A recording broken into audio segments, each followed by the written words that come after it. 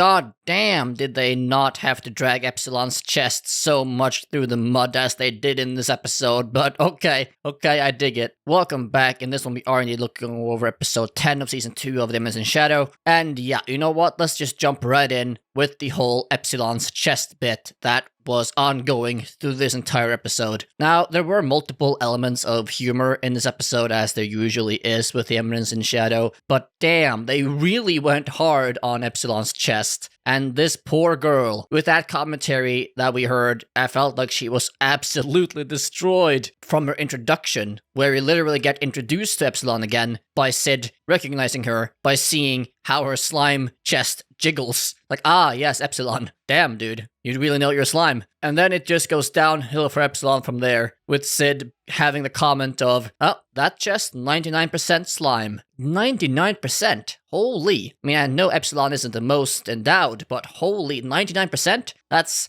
very harsh, Shadow. That is very harsh. And this is, of course, also played up further with the maid that Sid has the interaction with in the episode, that apparently is a big fan of his music, and her using her own chest to work overtime to get him to work for her family. Even Sid having the comment of looking at the maid's chest being like 0% slime, and then having the comment looking at Epsilon's chest, 99% slime. It's like, oof, I felt that one. If only she heard, she would have been devastated. It is nice to see Epsilon again, though. I think she is a fun character, and we haven't really seen her much since the last sort of piano performance that we had in the story, which was at the end of season 1-ish. So it was nice to see her again, and I do enjoy her interactions with Shadow. I mean, she's obviously a big fangirl of his, doing everything she can to impress him, including padding some extra width on her chest area. Of course, she thinks Shadow doesn't know, but of course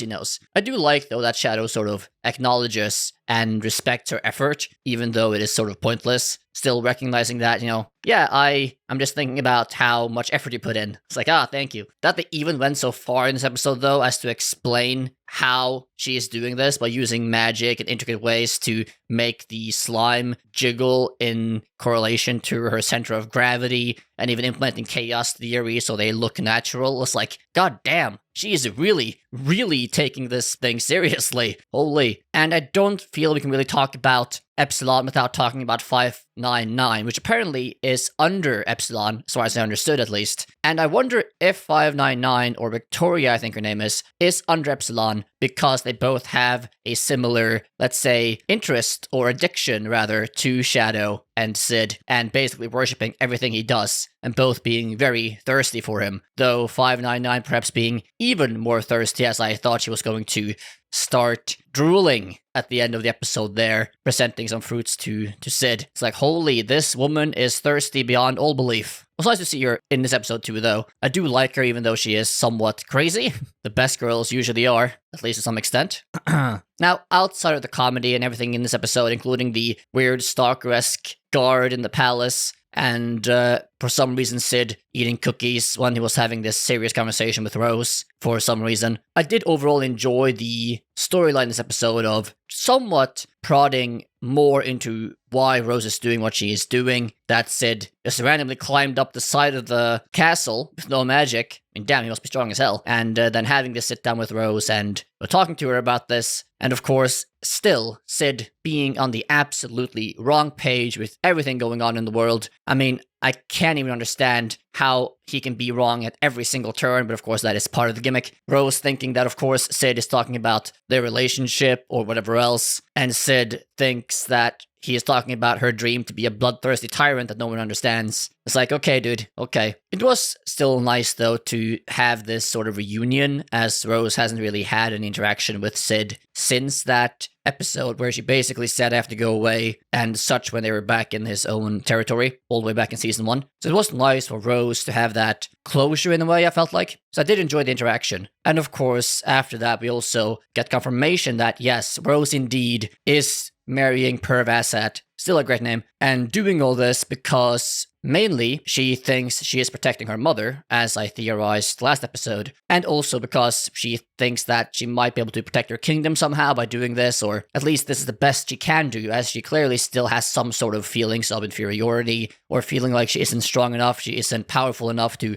really make a difference, for example, with Shadow Garden. So instead of doing that, she is joining Pervasat in a way, being his pawn, so that she can maybe work from within to have more impact. Now, of course, I expect that Rose will be swayed by Shadow when he comes in his Shadow form, not Sid form, and says something grand to make her really live up to her ideals. As Sid as well mentioned a lot of this, of course, for the entirely wrong reasons, but mentioned some of this to Rose, that she believes in something, she has to live by her own code and live up to what she has already committed to and what she believes in, and that she can't just abandon her principles or her ambitions, as he thinks, and has to sort of see things through. And I'm sure that as well will get to Rose somewhat later, when Shadow, I am sure, will say something about the same, and then she will think back on this and be like, oh yes, Sid understands me, Sid believes in me, and then she will have some sort of resolution with that in the season final in a couple of weeks' time. Of course, this is also the time when we do find out for sure that, yes indeed, her mother is a basic bitch, basically. Like, I had this suspicion last episode when she was introduced, and we get it confirmed by Epsilon that, yeah, we should have told her, it's sort of our fault that Rose did this, because we didn't know her mother was going to be there at these ruins, and we didn't tell her about what her mother really is, which I assume is basically just a turncoat traitor that sort of goes wherever the wind blows, which, hate to break it to you, is often how things go in these sort of situations, especially for women, as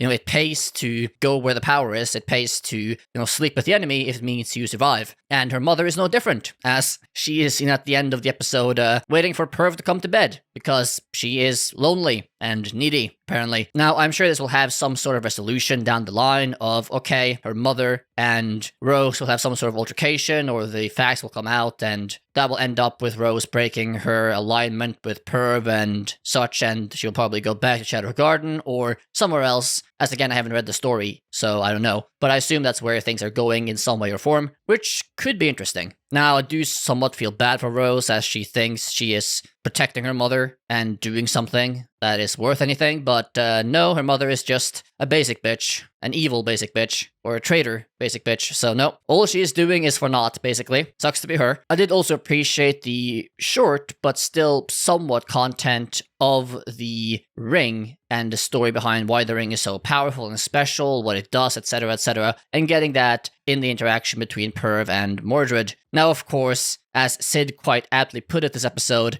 Perv really fits that typical cookie-cutter villain archetype perfectly. He fits the mold to a T, as if it's by design. And looks like Perv is going to just try to seize the power for himself and not really share it with Mordred as his superior, which I'm sure will have catastrophically bad consequences for him, but, time will tell. It was also nice to see Sid having his piano performances. I do quite like the piano pieces. They are beautiful in their own way. And seeing him undercover is fine, though I'm not the biggest fan of Sid as a character, like Sid the dopey average school student. I do prefer his shadow persona the best, but it was still nice to see him not being in his shadow form this episode. Of course, you have to also keep loving that Shadow Garden thinks that Sid took on the punishment of Rose personally, and due to that, none of them can do anything, including the Seven Shadows, because of course, Shadow's authority and power is absolute, so they just have to wait and see what he is going to do about it. But of course, Sid has no idea about this, and is doing things completely differently to what Shadow Garden thinks he is doing, which is of course the standard modus operandi of this show. Overall, this felt like a heavy setup episode. We didn't really get too much action. We basically just set things in motion to really kick off next episode, as we do have 2 more episodes of season 2, right? Unless I'm mistaken, maybe 3. I forgot if it's 12 or 13. But we do have a few more episodes anyway before the end of the season, and this episode does the job well of setting things into motion and setting things up so that next episode we can really start kicking things off and really start having this final showdown of season 2 and wrapping up this Oriana Kingdom arc by the end of the season. And overall, a fun episode. I do really like how the Eminence Shadow continuously does such a good job of mixing actual story and power fantasy elements while having the continual humor and jokes and stuff on the side. That makes it very entertaining and somewhat funny. Of course, not all the jokes land. Like, I am still not quite sure why Sid was stuffing his face with cookies the entire time with Rose. If that's supposed to be funny or if it's supposed to mean something. But to me, it was just weird. But still, overall, I do enjoy the humor and how they sprinkle it in throughout the entire show. What I am most interested in here is, of course, to see the resolution of Rose's character arc in this Oriana Kingdom arc and seeing how she ends up and what choices she makes and how this all concludes. But for all of that, we basically just have to wait and see next week. So I will be very much looking forward to that. That being said, what do you think of this episode of The Eminence Shadow? Like it, hate it, leave those comments down below. Of course, if you enjoyed the video, please leave a like, subscribe, and hit the notification bell to never miss out on content and support my channel. I greatly appreciate that. As an added thing, I am trying to hit 1,000 subscribers before the end of the year, so please, if you enjoy the content, do consider subscribing. I would greatly appreciate hitting that goal before New Year's. Anyhow though, hope you enjoyed the video. If you want to watch another one, click on this one right here, and we'll see you next time. Bye-bye.